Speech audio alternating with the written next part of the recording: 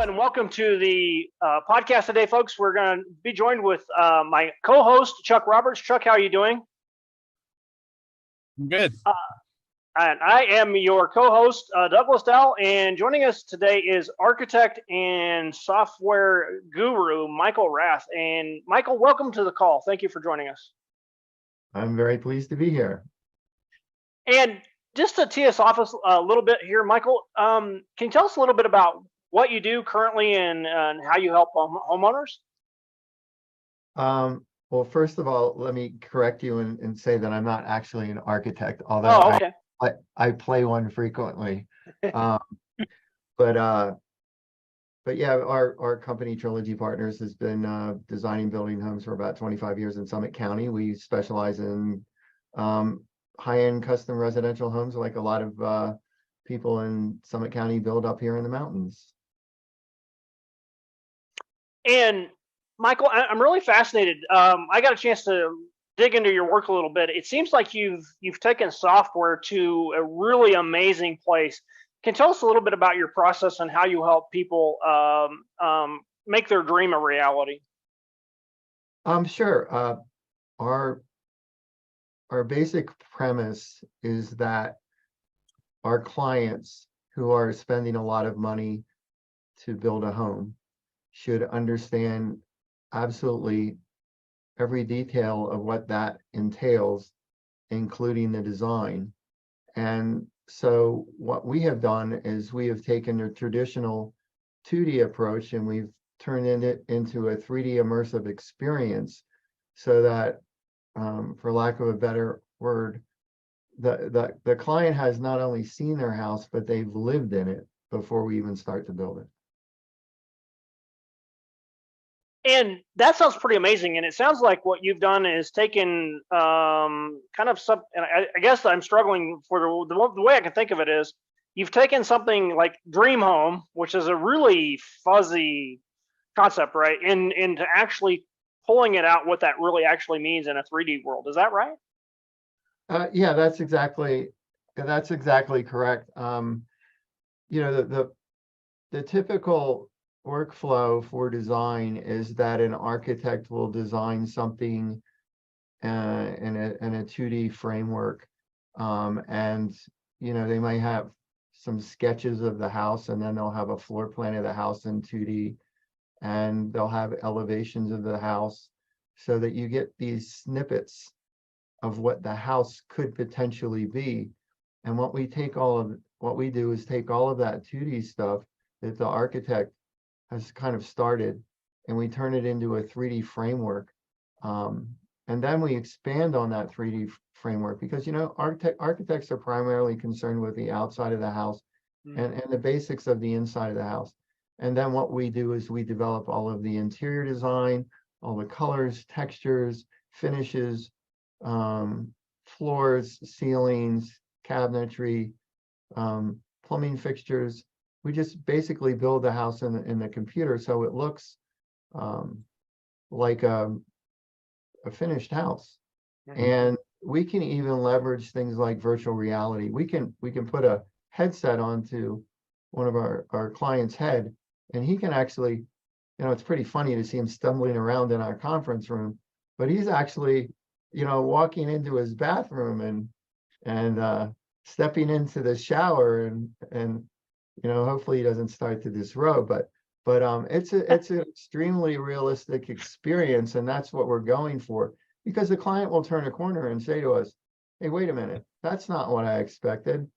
Why is that there? Or, hey, I need more room around my stove to create my masterpiece recipe, or whatever it is. They go in the house and they tell us, we love it, we don't love it. Why isn't there a window here? Why can't I see my favorite peak 10 mountain, and why, for God's sake, am I looking directly into my neighbor's bedroom? All of those things, and then the helmet, the headset comes off, and we're back to reality, and we pull out our mouse, our trusty mouse. This is what we draw with, and we go back to work and we fix this stuff, and you know, it's a very iterative process. but it's extremely immersive and visual, and it's real. You know, we're not selling a concept. We're delivering a concept. And we're delivering reality before we start construction. And I think that's the fair way to go. Clients are spending millions of dollars on some of these homes, and they damn well ought to know what they're paying for. It in a lot of ways, it's not only fun to design with such a collaborative approach, but it's also risk management for the client, and it's risk management for the builder and the rest of the people involved in the project. So one of the things, and Michael, when you and I have talked about this in the past, we've kind of shared horror stories, right? I've shared one time, we have a house that we've had at one time that, like, you don't know these things unless somebody's working with you, but you take a shower, and then we had this big, massive shower, like 12 people could have got in it. They put the shower head on the narrow wall, facing the narrow wall. And so you literally like was hugging the wall to take a shower, and you had enough room for 14 more people in there with you. And I'm like, who did this? You know, but whenever we walked to the house first time, I'm like, what a beautiful shower. But it was all wrong. And you don't know until it's done. Your story of having somebody put on that headset and walk in and go, no, I thought there was going to be more room around my stove. I need you to move that 2 foot. I need you to do this. Like, nobody gets an opportunity to do that unless they're working with you or some type of a software like you have. They don't know that until after the check's written and it's cleared. They move stuff in to only find out they were disappointed. Now they have to live with this shower that is just wrong. Yeah, there are a number of errors that we try to correct. The first thing is we want to make sure that the client, their expectation of what they're going to receive matches the product that we deliver. That's very important. The other thing is, you know, in a broader sense, some of these houses get pretty darn big, and they don't need to be that big. The clients, or the architect and the client, work together to sort of fulfill a wish list, but oftentimes a client will come in and say, I need a 5,000 or 6,000 square foot house, because I'm not sure where they got that idea from, but maybe their friends have a house that big, and we designed that house for them. And this is what's happened. I not so much to me, but other architects design that house, and then we put pen to paper, and they can't afford it.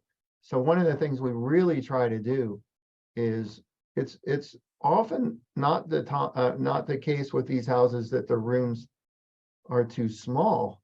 It's that they're inefficiently large. And you know, when we can put somebody in a space, in an immersive space, and they can walk around that room, they get a sense for what works and what doesn't work, and they don't need another 200 square feet. They may need more room in the kitchen. Maybe the kitchen is too small, but the living room, you know, is way bigger than they need. And so we try to find that sweet spot and hopefully bring down the budget. I think in general, that we probably build too big in America, because we're always, you can use more space, but if you don't have enough space, then you feel like the house doesn't work at all.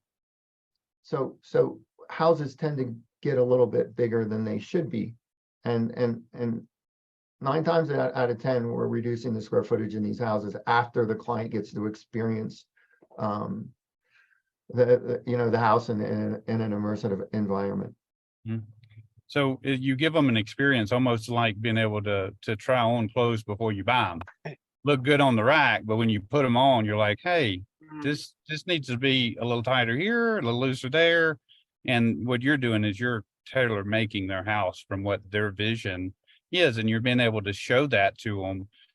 I've got an example here of something that I wanted to kind of share with everybody. Is that showing up on the screen there? Yeah. So Douglas, one of my first conversations with Michael, and I'd had clients who were asking and they were struggling with different things. And that's where the conversation with Michael came into play. But he shared this with me, this particular house that he built. And he also shared with me what he had done inside the computer. And so he built this entire house before they ever broke ground.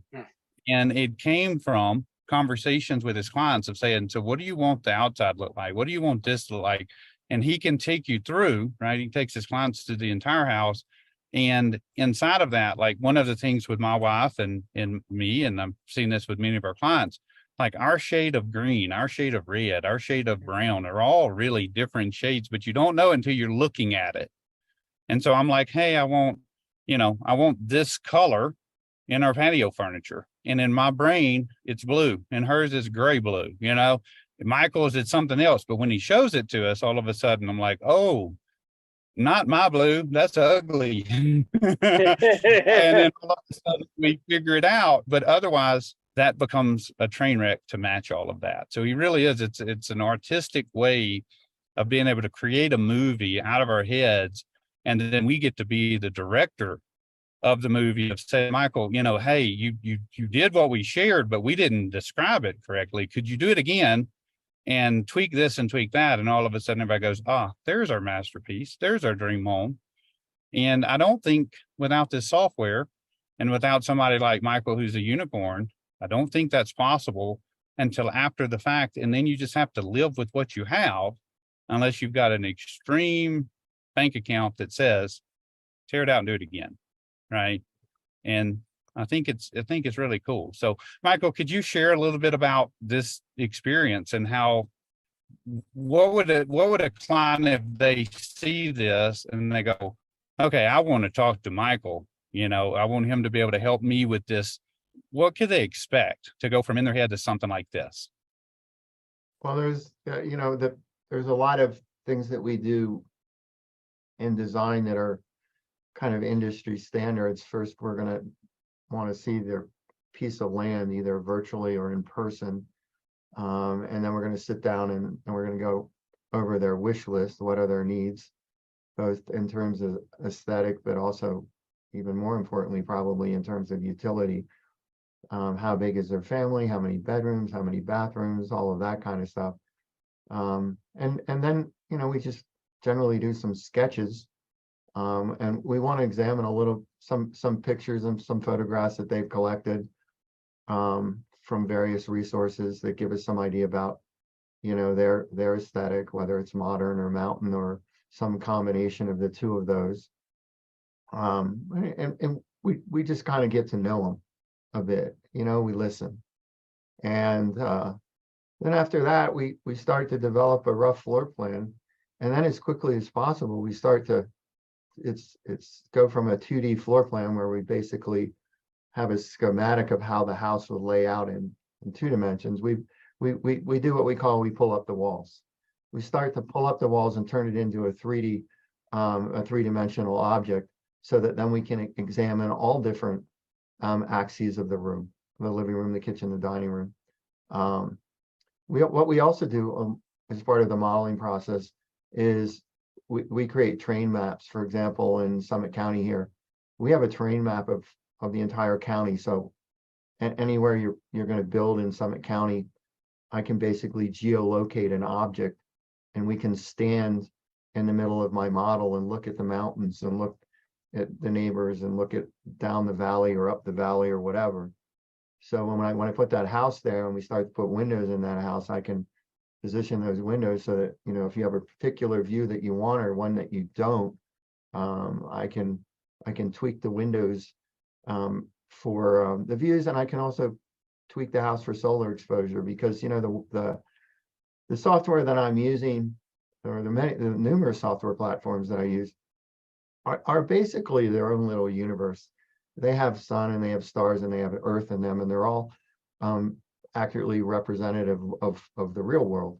So we build in this virtual environment that has all the features of the real world, so that when we create this house, it's going to be reflective of the house that's built in the real world. So yeah, the design process basically starts as something very simple and very basic, And then as we go further and further along, it gets more and more complex.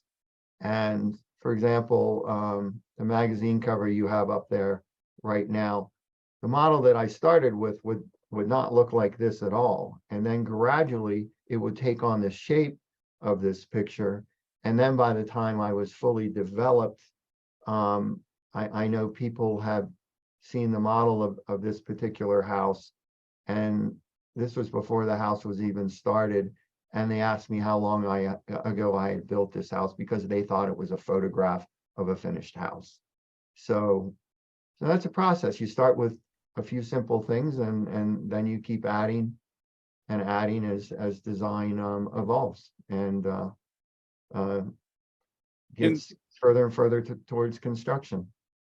And I want, you know, if somebody's listening to this, I want to think about the power of that. When you're done, people will think it's a picture of the actual house. So the odds of disappointment as the homeowner, where you're looking at normally a 2D or maybe a rough rendering somebody did versus what you're talking about in a picture, I think it's super powerful. And if I'm not mistaken, correct me if I'm wrong here, but if you can see the couch inside that window, right? If I said that I wanted, or my wife wanted to go anywhere on the web and find a couch that was red, you could take the image of that couch from wherever that store is, that the customer generic, and you could plug it in there and we'd go, that looks horrible, or we love it. And you're unattached to what that looks like. As long as we say we love it, your job is done when we say that. And if we wanted to drop antique furniture that we send you a picture of our mom's in the left corner, you could drop that image in there too. And we literally could see this property before you started with those items in it. Is that correct? Yeah, that's pretty much totally correct. The idea is we don't want to fake the model. We want to make, and I think that's one of the things that distinguishes us from a few other people that are doing this. You know, in the high-end projects, there are a lot of people that are doing very, very elaborate, super expensive modeling of big well, some of them are billion-dollar buildings now. We've taken their technology and we basically have scaled it down to something that we can apply to every single house. But yeah, the model has to be representative of the finished product, or basically it's an untruth. And that's the really cool stuff about this technology as it's come along, is, you know, it's a gradually very expensive, complicated technologies tend to become more simple and less expensive. And you know, we grabbed for it early, and now it's affordable to all of our clients, whereas 10 years ago, a very, very few people could have afforded what we bring to the table now. But we're fast. We know that the software, the prices of the software have come down. You know, it's time for the industry to move forward, because now we have the technology and it's affordable and it's applicable. The problem is with most companies in our sphere or our competitors, they just haven't learned the technology yet. And you know, I happen to be one of those people that I don't have anything to do on a weekend except learn new software and ride my bike and play with my dog. So yeah, we're just a little bit ahead of the curve right now. And I think that's something too to kind of bring into play is you've been a builder for 25 years or longer. I think you'd shared with me. And part of where you got into this was because your passion of making sure that the homeowner was like so happy, and they were, you know, like, man, this is exactly what we wanted. But you trying to deal with an architect, an engineer, a client that maybe one or two of the people involved didn't have any, you know, like me, they didn't have vision until it was done. And then they either liked it or they didn't like it. And all of that complexity and frustration, you're like, there has to be a better way. And that's where you took a hold of the software and just really got to a spot of saying, when they say go, if they didn't like the couch, it wasn't because they didn't have the right couch in there. It's like, and then it made it easier for you to be able to share that with the engineer and the architect, everybody be on the same page. Is that correct? Yeah, I started modeling out of pure frustration because I built a bunch of very high-end spec homes, and they may have landed me in magazines eventually, but the process of getting them to that point was torture. I would get the drawings from the architect and the engineer. I'd start to build the house, and I figure, and I find out, they didn't know about this. But in 2D, you can't find a lot of the problems that are going to come along when you build the house. So it was out of frustration. I decided one day, I'm not going to take the architect or the engineer's word for this anymore. I'm going to try to build this in the computer first. If I can build it in the computer, and it's easy to build in the computer, I can build it in the real world. But if I start to run into problems in the computer, I know I'm going to run into problems in the real world. So when I started building for clients rather than for myself, I had this tool that honestly, it was purely out of frustration, throwing my hand and my wallet up in the air one day that I decided there's got to be a better way to do this.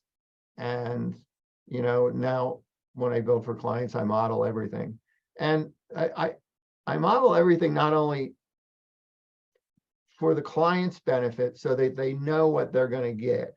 And so they get to choose between a lot of different options, and they have total clarity about what their house is going to be before they spend money on it.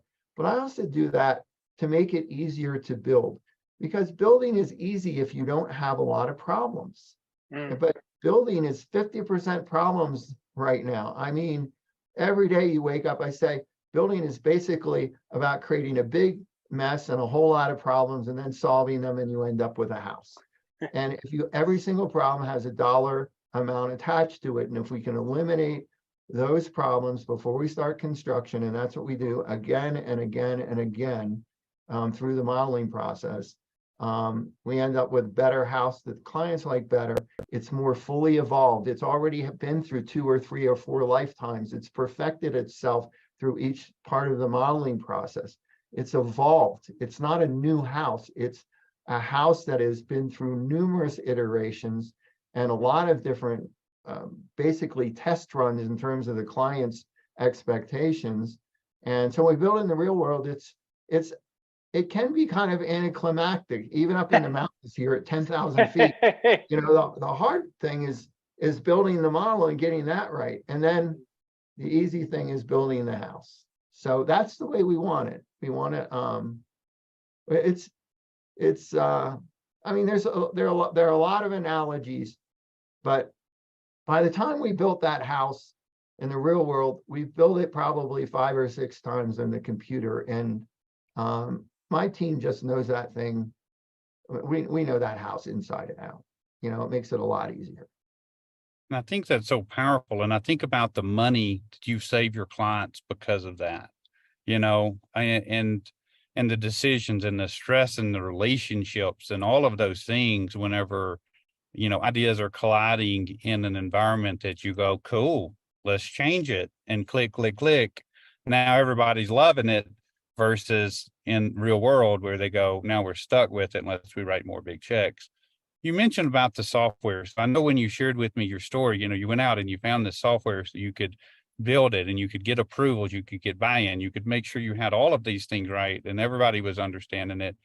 You've shared with me many times where you would take this and send things back or have meetings with engineers and with architects, and they wouldn't even realize that they had something that was coming up with dead space in the wall that was not being utilized until you built it and they see it and they're like, oh, wow, boy, and you're able to open all those things up. But when it comes to the software and what you've taught yourself through all of this, you're actually, when the software company has conferences, they invite you to speak on stage in front of a massive number of tech engineers and software designers and all of that about their software. what do you find, what are they saying whenever you're in Canada and you're speaking to their people? What are you hearing from the feedback from the software companies and what you've been able to do that nobody else is doing with it? Well, I think one of the things that they appreciate about me is that I'm not just a guy. I'm not just a builder using their software. I'm not an engineer using their software. I'm a guy who is there for the entire project, so that we start with a client, we develop the architectural design, we do the engineering, we do the interior design, we fool around with geolocation. So there are very few people that are involved in the full lifespan of design through construction. Most of the time there's a handoff. I would say that most houses are kind of like children that get raised for a couple of years with one family and then get passed off to another one. And by the time, you know, they graduate from high school, they're totally confused. But we're the mamas and the papas for the entire project. And we bring a consistency so that when I show somebody a model, I'm not just showing them the outside of it or how to build the house. I'm showing every little layer and the nuance of the house. You mentioned the couch. The couch is in there, the plumbing fixtures in there, the actual stonework is in there, every little bit of it. But also what's behind the walls is in there, the engineering is in there. The house has been vetted. These houses are not something that I've made up independently. They actually a gift to me from my clients. All right, every one time I get to show one of these things off. It's my clients has basically paid me to build this great model that I can show other people and they go, wow, that's really cool. But I think it's that we're here from the beginning to the end. We raise the child completely in one family, and the models reflect a consistent project management approach. And that's one of the reasons our process is actually called project management modeling. And we use modeling as a way to manage a project. And it sounds funny, but yeah, when you're developing a model and everybody needs to contribute to the completion of the model in its entirety, it's a way of telling somebody, you know what, you need to do this, or you need to do that, or this didn't work. So please go home and figure this out and then bring it back to me and we'll see if it fits into the puzzle. And once everybody's workflow fits into the puzzle, you know, the interior design, the architecture, the HVAC, all of the plumbing and stuff behind the wall, once all that stuff fits into the model, everybody has completed their task. But and that is a managerial approach. I mean, that's what you want to do, is get everybody to do their jobs. And if something is missing, you can say you haven't completed your job. So yeah, it's project management modeling, you know, on the construction side. And it's just, it's a very involved and immersive and transparent design process on the client side. So yeah, I think that's why they like my models, because they were very well raised. Michael, I'm fascinated by an aspect of this, and if you could share with me, I'm a big finance geek, and so the financial engineering side of this is really fascinating to me.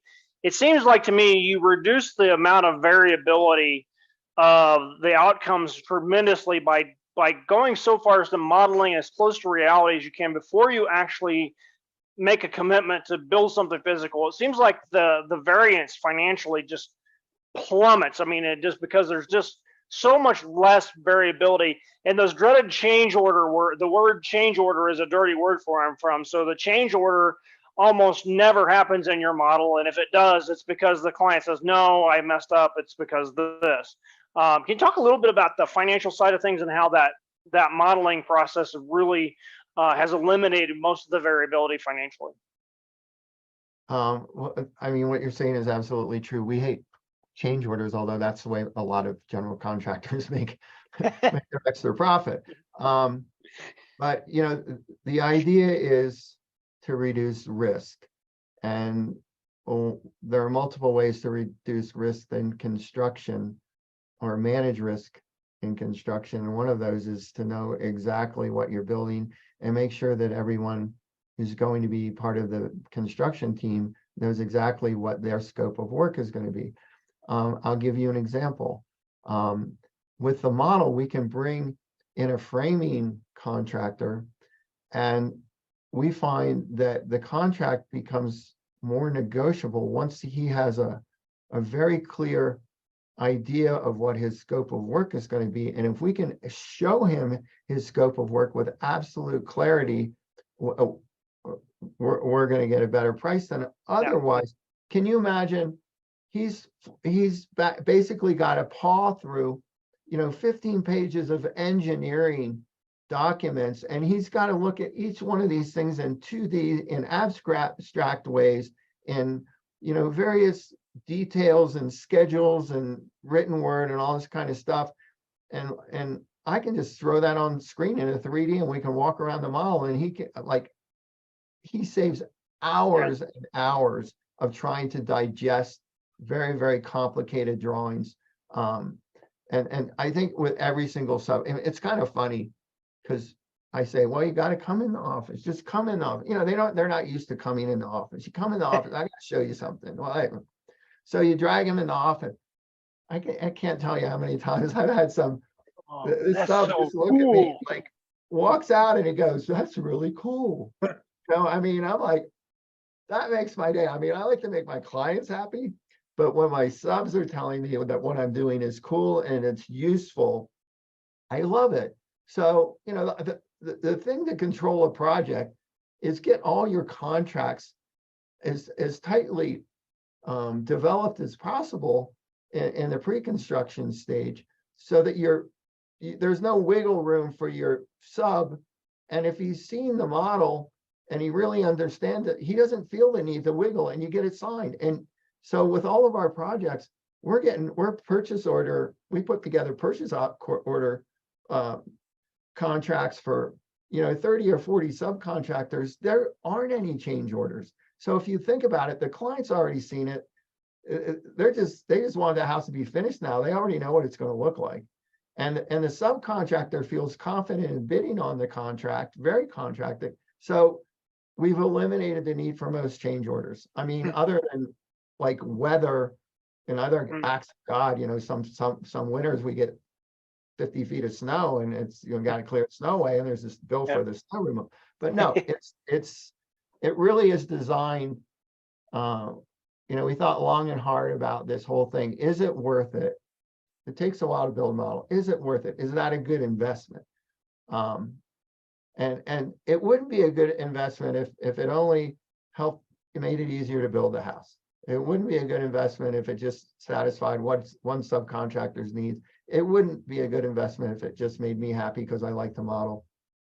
But because it keeps ticking off all of these different boxes, the cumulative effect of it is it's overwhelmingly worth the trouble.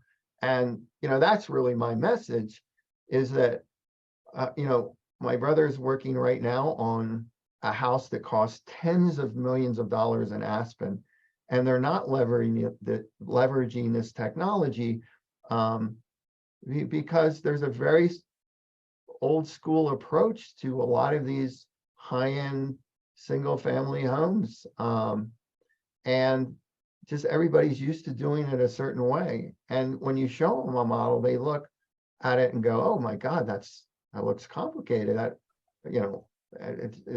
It's got to cost a lot of money. And I'm like, yeah, well, it doesn't cost a lot of money, it costs a bit of money, but the dividends are probably 5 to 1, at least. And you the said more complex the project is, the more you need to model. And there's a reason why, buildings like the Burj Khalifa, any big building that's going up in the country today is absolutely modeled down to the last millimeter. And so if it's a good idea for them, why isn't it a good idea for everyone? Every house that's built in America. There's no good explanation for not modeling a house. Well, and I think part of that from what my understanding of it is one, nobody has the array of experience you have where they've been a builder, then now they're a software, I'd say a software junkie, like you love it. And whenever you've been to conferences, I remember when you came back from, I think it was Canada, when you spoke, and you was like, it was so cool because I was like, I didn't even know our software did that. And, and so you're in there doing all of these things, and so many other people don't understand it. So you brought up something there. There's a few things I want to make sure we touch on before we leave. You mentioned something there about, the old school way, and what your recommendation would be if somebody's watching this and they go, I want that. And the part we haven't touched on is that when they have what we just shared on the screen, you can also tell them exactly how many 2x6s is in it. You can tell them how much steel's in it. You can cost check that out so they know exactly everything they need from supplies. And so there's no hidden, nobody can come in and slide things in and overcharge them for it. It's like you can actually go build off of your model, which is different than everybody else's.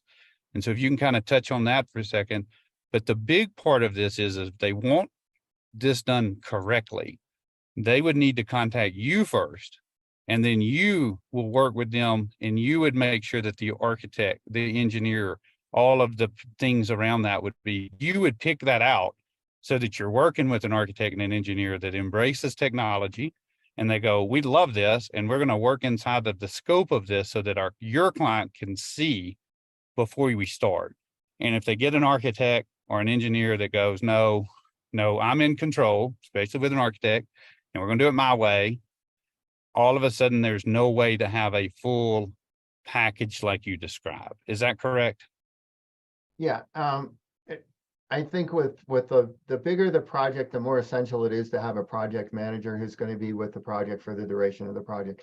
If you look at any of these really high dollar projects, they don't hire an architect and let the architect design it and then go to find somebody to build it, because that's the best way in the world to have cost overruns. So what you have to have is somebody on board to control the entirety of the process right from the beginning. Like after I get off this call, I'm going to go into and start working on budgets and estimate of costs and all of that kind of thing.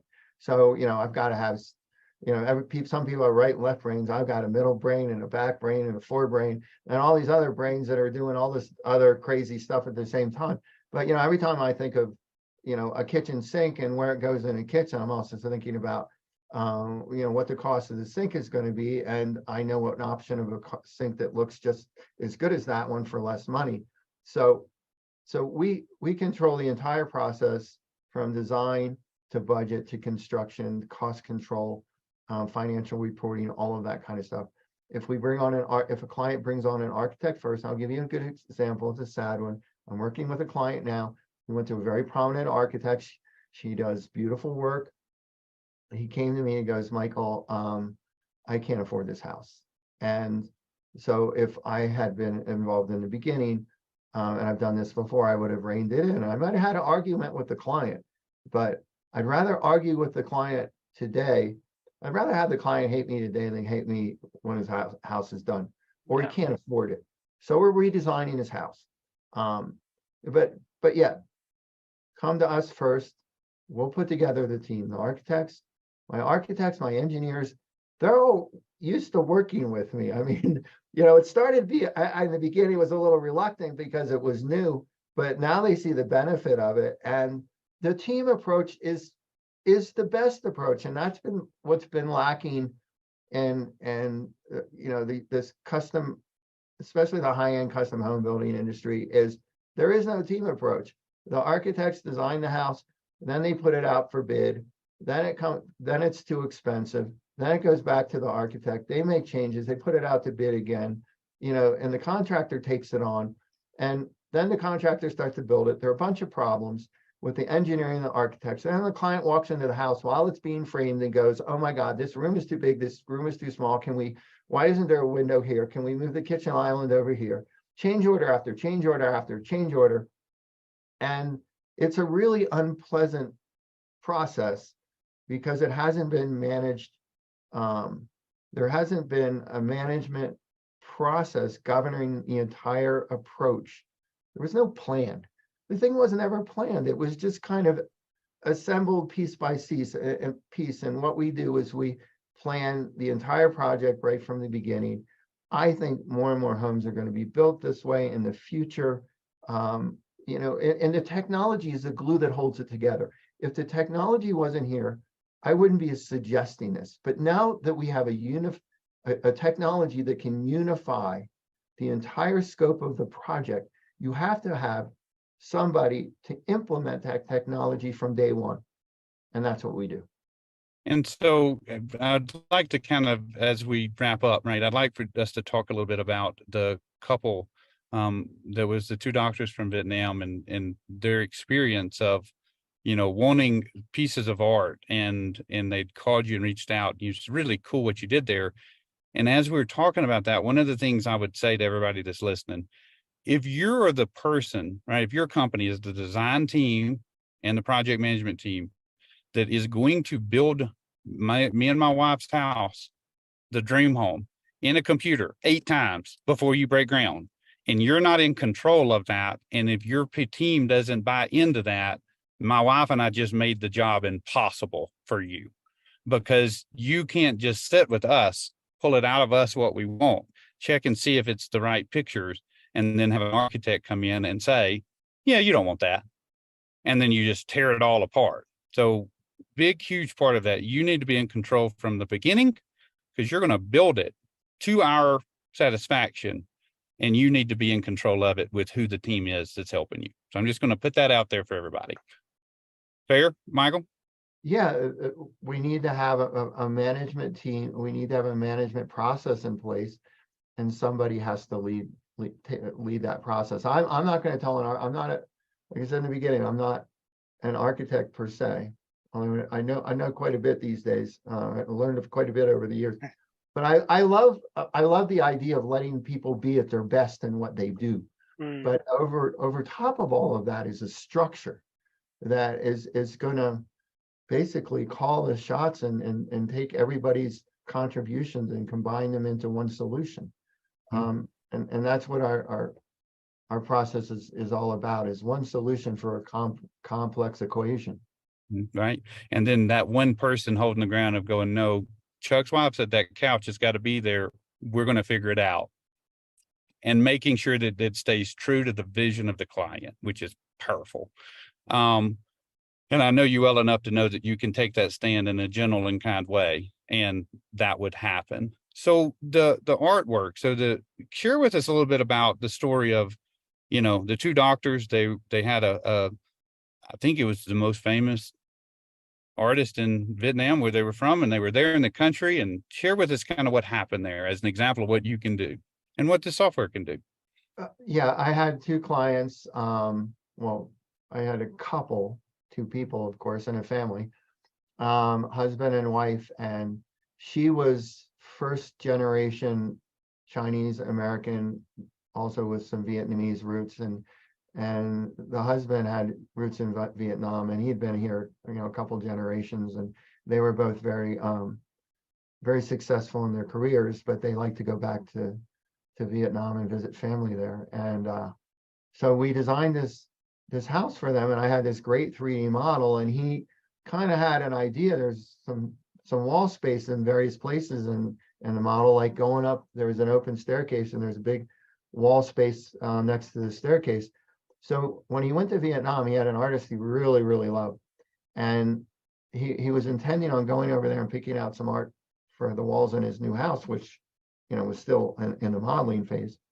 And I got an email like 2 o'clock in the morning because of the time difference. He was like, Michael, here's the art pieces I want. And he sent me like 12 different pictures of art. And I can take that picture of art and turn it into a framed work of art and put it in the model, just, you know, little modeling magic. And he asked me to do that. And then you figure out where the pieces would go according to the size and their color and all that kind of stuff.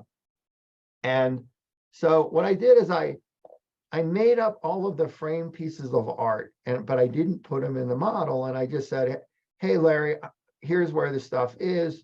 And I haven't hung them in the house yet. And I'll do that tomorrow. I want to get some sleep. And the next day he sent me an email, go, hey, Mike, I've been practicing up on my modeling a little bit, and take a look and see if you like the art where I put it. And sure enough, I went in the 3D model, and he had hung art according to the size and the colors, and he'd rejected, he ended up buying like 6 pieces, and 6 pieces he couldn't use. But yeah, he put them in the house. And the funny thing is, as evidence of that, I have the 3D model with the art hanging in it.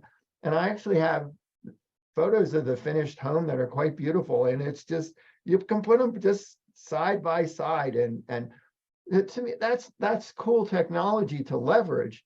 But what's even cooler is it shows that when you give your clients a platform and you give them the access to their own creativity, sometimes that they never knew that they had.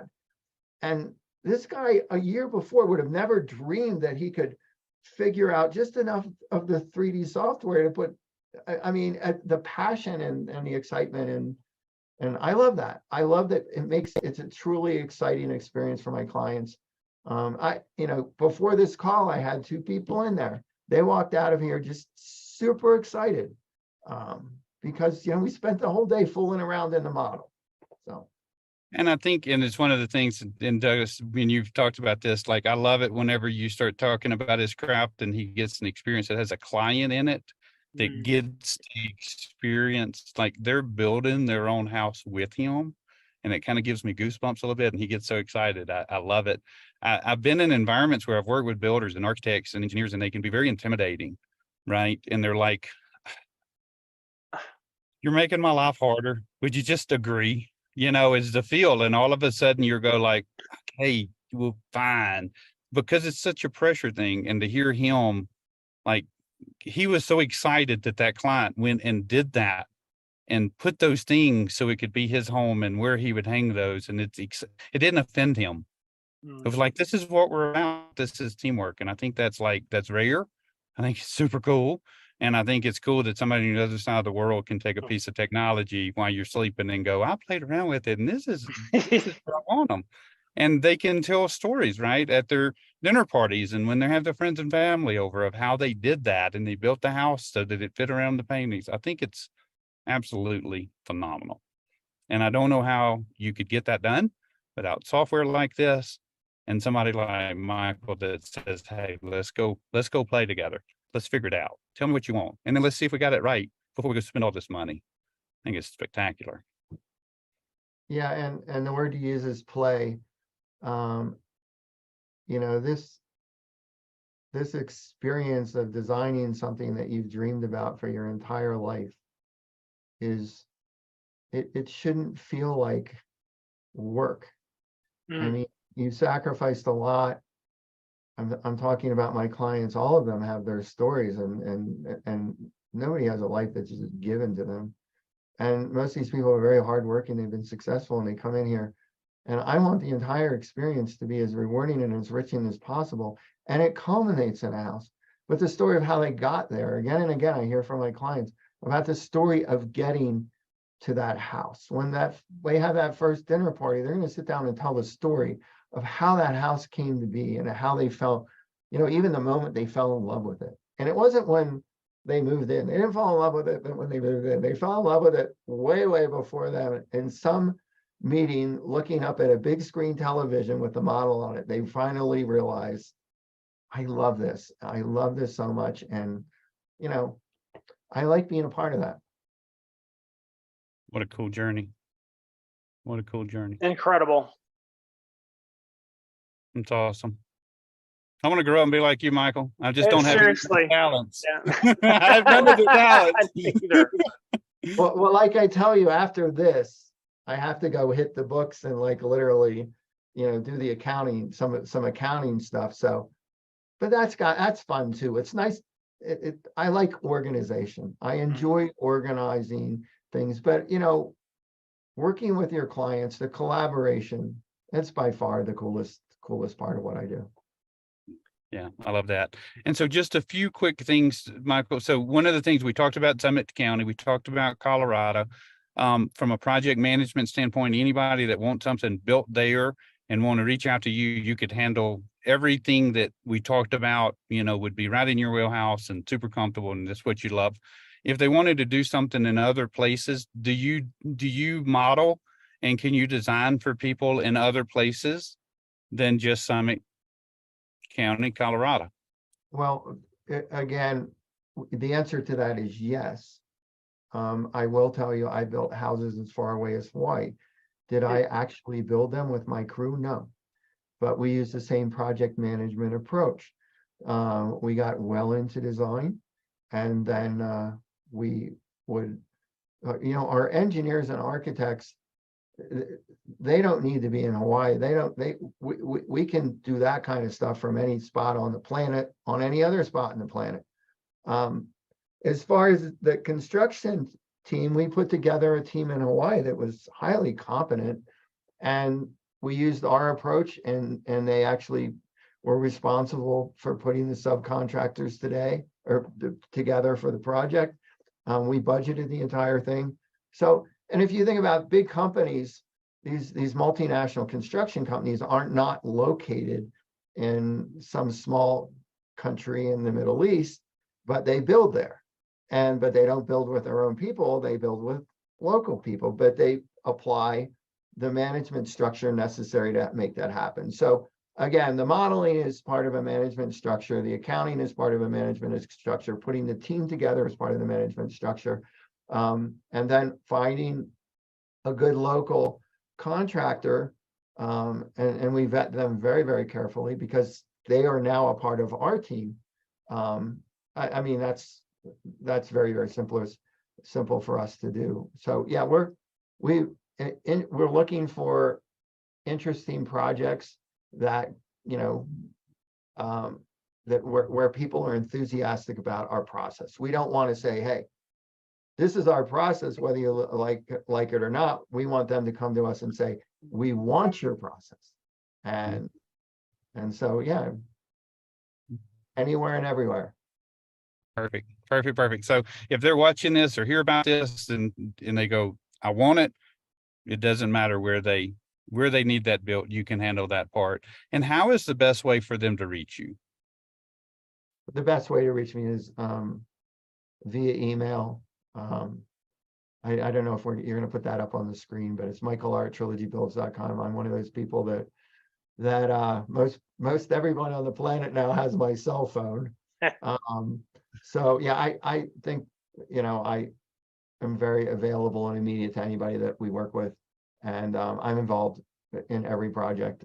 I mean, not only because I have to do a lot of the modeling and figure out and how to teach people how or show them how I want certain things modeled, but yeah, just because I like to be involved and meet all our clients and work very closely with them. So Sure. First you get my email and then maybe my cell phone. Sounds like a plan. Sounds like a plan.